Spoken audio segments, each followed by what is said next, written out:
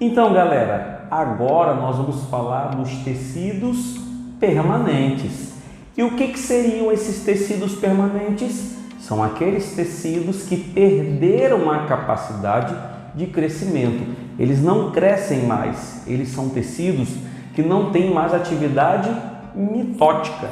São tecidos que agora se tornaram adultos e têm funções bem definidas na planta, ok?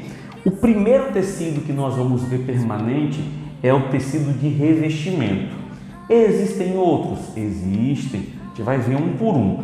Na aula de hoje, nessa aula de agora, nós vamos ver os tecidos de revestimento, ok? Papel e caneta na mão, tudo certinho? Então vamos nessa. Qual é o tecido, professor, que nós vamos falar agora de revestimento? A epiderme, ok? A epiderme faz parte da proteção, do revestimento da planta. Era quem? Quando era tecido meristemático.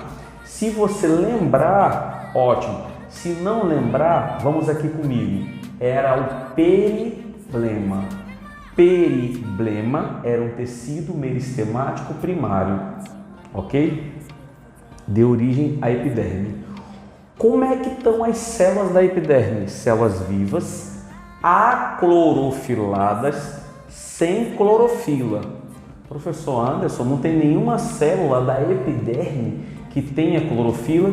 Tem, nós botamos observação. Só as células estomáticas, as células que formam um estômato. Estômato, para quem não sabe, é um poro regulável, um poro que se abre e fecha. Esse poro regulável se chama de estômato e ele sim tem clorofila, é uma célula clorofilada. Se tem clorofila, faz o quê? Fotossíntese, muito bem. E são células como? Juntas, justapostas, células coladas umas com as outras. Porque a epiderme, volto a lhe falar, é um tecido de proteção, é um tecido de revestimento. Portanto, as células têm que estar justapostas, todas juntinhas, ok? Vamos lá. O que você tem que ter em mente agora? Os anexos epidermáticos. O que são esses anexos epidermáticos? São estruturas que se formam a partir da epiderme, mas que desempenham uma outra função ao invés de revestimento. Eu posso dizer que é uma especialização da epiderme. Ela deixou de ter essa função básica de revestimento e se especializou em outra função. O primeiro anexo que nós vamos ver dos 4 é a cutícula. E o que é a cutícula? A cutícula é uma camada de lipídio que recobre folhas e frutos. Esse lipídio que recobre folhas e frutos se chama de cutina. Cutina é o lipídio que recobre folhas e frutos, ok? E qual a função dessa cutina que compõe a cutícula? Impermeabilizante, ou seja, o que é isso, impermeabilizante? Impede a desidratação, impede a perda de água, ok? Então, sobre folhas e frutos, nós vamos encontrar quem? A cutícula, representada por um lipídio que é a cutina, ok?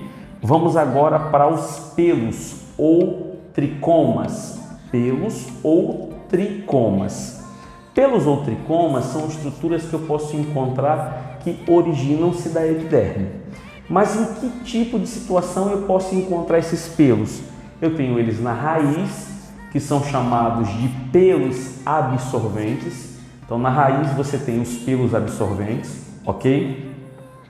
Você tem os pelos urticantes, que é o caso de plantas como cansanção, a urtiga, tem aqueles pelinhos, quem já entrou em contato sabe, coça muito, mas não é pouco não, causa uma irritação absurda na pele, porque aquele pelo, ele libera uma substância que quando entra em contato com a pele causa uma reação alérgica, a urtiga, né, o ato de coçar. E também temos os pelos secretores. Os pelos secretores, por exemplo, eu posso encontrar eles nas plantas carnívoras, como as droseras e as nerpentes.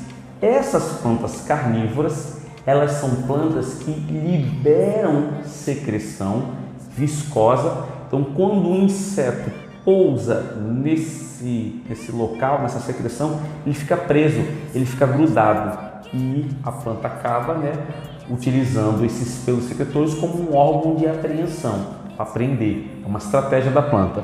Então, os pelos são estruturas que originam-se da epiderme, são anexos epidermáticos. Então, vamos dar uma pausa aqui.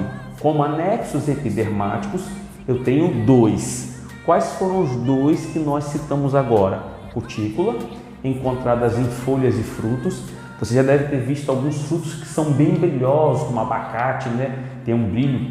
Esse brilho natural do abacate é o lipídio, é a cutina, o lipídio que recobre ele. Para quê? Para que ele não se desidrate.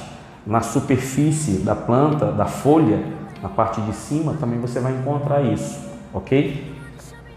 Nós temos os pelos ou tricomas, tem eles com a função de absorver, que é a raiz, absorventes.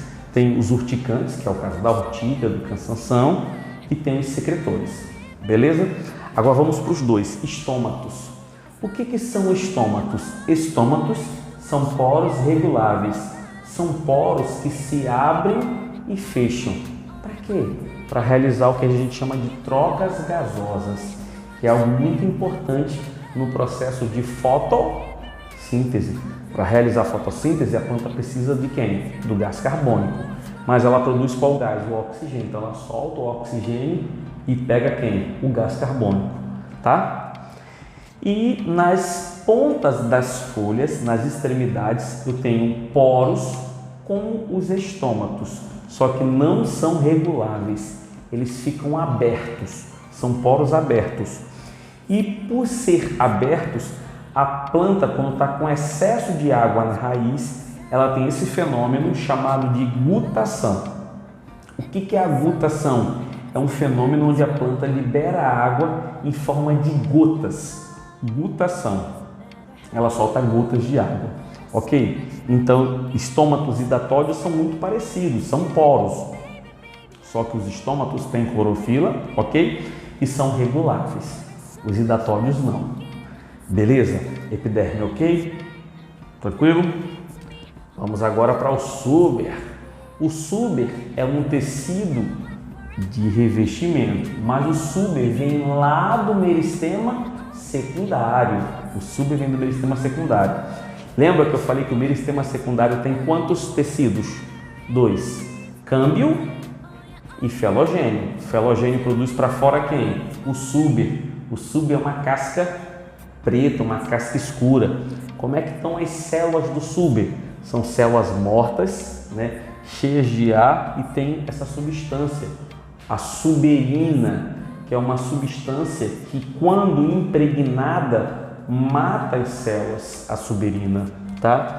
Então, o suber é um tecido formado por células mortas e cheias de ar, ok? Só que existem poros, e esses poros encontrados no suber eu chamo de lenticelas, que é como se fossem estômatos, só que não reguláveis, tá? São as lenticelas, na analogia, eu encontro no suber. O suber velho, ele é trocado, e o suber velho se chama de ritidoma. Por isso que a planta, ela libera aquelas cascas, como o suber está velho, ela troca o ritidoma, o suber velho, ok? E para acabar, nós temos a periderme. O que é a periderme? Lembram que eu comentei com vocês na aula de meristema, aula de tecidos embrionários? Então, eu tenho esse aqui, ó. Esse é o felogênio. Quem é o felogênio? É um dos tecidos secundários. Tecidos secundários são dois, do meristema secundário. O câmbio. O que o câmbio forma? Xilemas e floemas secundários. Câmbio, xilema e floema. O segundo tecido do meristema secundário é o felogênio. Ele produz para fora quem? O suber. E ele produz para dentro quem? Fora, dentro. O suber produz para fora o suber, o felogênio, que nós estudamos agora, e esse mesmo felogênio produz para dentro a feloderme. Então esse conjunto todo, suber para fora, aí lá no meio, felogênio, e para dentro a feloderma, todos esses três formam quem? A periderme, que é um tecido único, né? A periderme. Então nessa aula de hoje nós vimos o que? O tecido adulto de revestimento.